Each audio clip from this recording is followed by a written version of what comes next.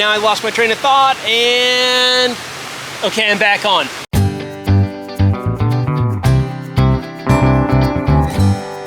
Hello everyone, and welcome to the Friends of Decker's Creek Outdoor Learning Park right behind the Kroger's in Saberton.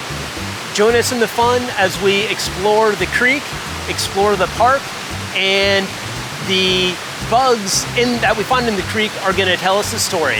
There's a difference between insects and bugs, but an entomologist is going to have to tell you that difference. They're known as biological indicator species, and based on what we find, we're going to be able to see if the stream is unhealthy or healthy. So, really excited to have you out. We can explore the creek, weather permitting. So join us in the fun. Weather permitting, we're gonna stomp around the creek. I'd love to show you a little bit today, but the water's a little bit high. But come in join us in the fun as we explore the microclimates in this very creek.